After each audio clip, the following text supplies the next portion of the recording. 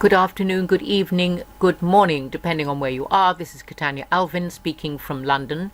So that was the coup that's going on in America. And here I've got, well, I suppose you could call it in a way, the coup that happened when Edward Heath was Prime Minister and he took us into the EU. And then over that period of time between then and now, maybe about 5 years ago, we actually completely lost our sovereignty by taking a further step. And now, last year we had a referendum, last June we had a referendum, and 17 plus million people voted to leave Europe. Here is Sir William Cash talking in the House of Parliament and reminding people of something very important. Here we go. The duty of this House to surrender parliamentary government to government by Parliament.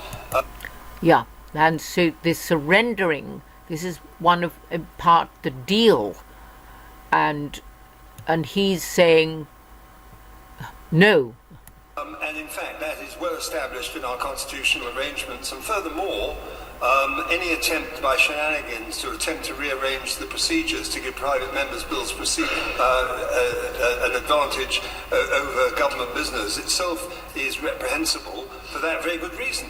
But anyway, I want really to turn to another question, which is to do with the issue of the control over laws, because I think it is very, very important for every member of this House to ask themselves whether they would be prepared to tell their constituents that under this withdrawal agreement that we would be expected, in fact we would be required by an Act of Parliament to surrender control over our laws under Article 4 of the withdrawal agreement.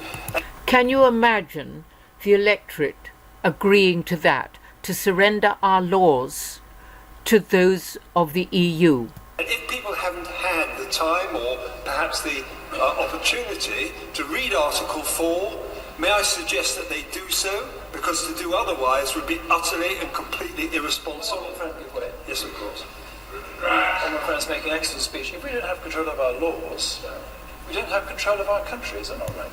Absolutely right. That is completely right, and that is what we are actually here for. We are not here just to voice our own opinions or to fragment into factions and then to impose views on other people by virtue of deals that are done across the floor of the House. We are elected on manifesto commitments, and we have an obligation to our constituents to make laws in their interests, not in ours.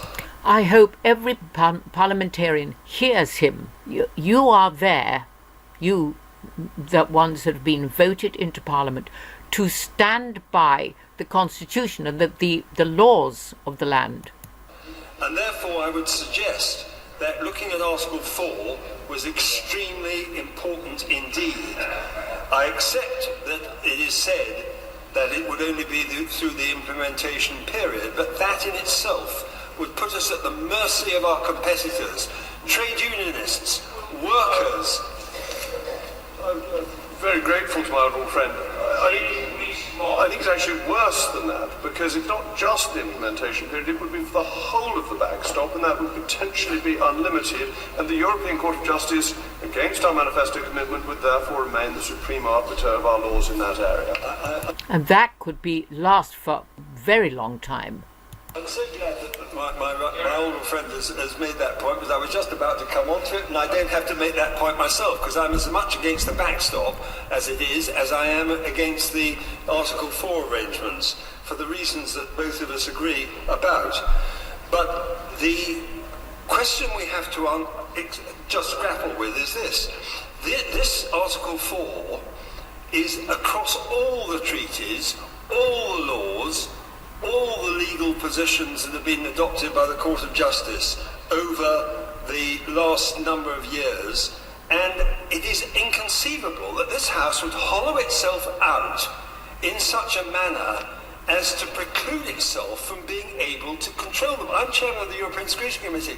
We get these regulations and directives week in, week out, and we've just had one last week which is intended to aim at turning the veto, the unanimity rule regarding the making of national tax policy, into qualified majority voting. Now, if people really think that that is a minor matter, let them think again what effect that would have on their constituents. Right. I was just looking for Article 4, but my page won't come up. And what is further to the point is that our country would be, as I said in my intervention with the Chancellor Dr. Lancaster, will be reduced to an undemocratic subjugation to the decisions of 20 other member states. Undemocratic subjugation. That's what they're trying to bring Britain into. That's actually what we've been. And that's why 17 million people voted against staying in the European Union. They said, get out, we want to exit Europe. Because they were aware, to a degree, of the subjugation that Britain had been in. And that was very clear when Codex Alimentarius was actually going on, and our natural health and various other things were slashed to bits and pieces. And in fact, not only that, but as I've said just now, it would put us at the mercy of our competitors. In addition to which, in the backstop, it would also have the same effect with regard to the question of state aids. I don't think that businesses who argued so strongly for this transitional period had any idea that under this withdrawal agreement, which emerged from the Chequers deal, which itself was an overturning of the Withdrawal Act, which we passed in June 2018, which had been pre-planned long before that act. Long before that act was put through royal assent, without any reference to the Cabinet, and in defiance of Cabinet responsibility. Without any reference to Cabinet, and in defiance of Cabinet responsibility.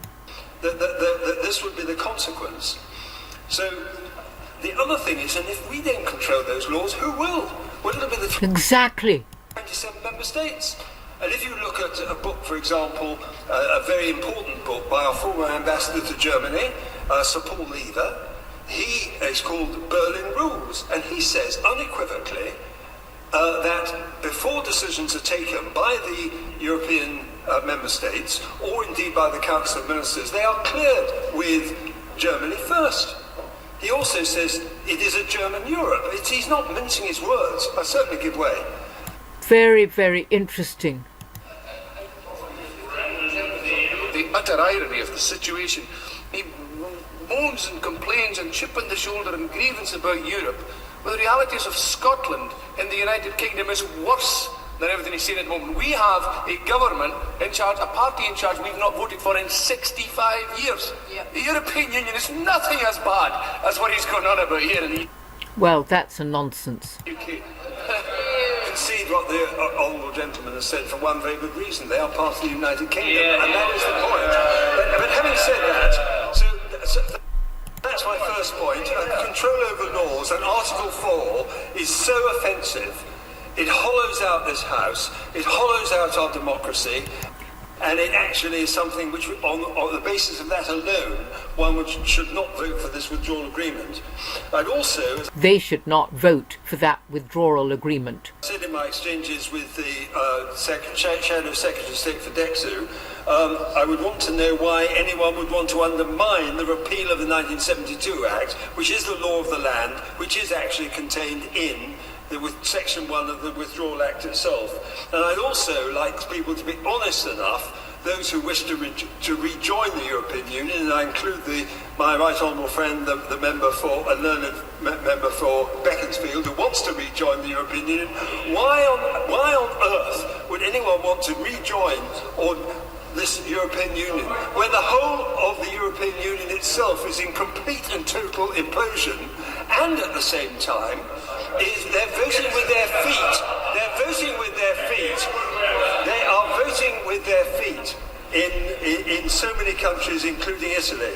So, in a nutshell, I'd simply say I do think that the withdrawal agreement is deeply deeply flawed, and we ought to vote against it. And I also believe that that the decision at the moment, which as I understand it, has not been concluded, is that those amendments are going to be withdrawn. But I look forward to the member for me. Please call your MP and state that clearly. So, in a nutshell, I'd simply say I do think that the withdrawal agreement is deeply flawed, and we ought to vote against it. And I also believe that that the decision at the moment, which as I understand it, has not been concluded, is that those amendments are going to be withdrawn. But I look forward to the member for me. Right, this is Catania Alvin saying cheerio, God bless, and have a wonderful day. And if you're in England, phone your MP, and if you're in America, send that Mullah Lyndon LaRouche information out as far and wide as you can. God bless everyone. Stay safe, stay well.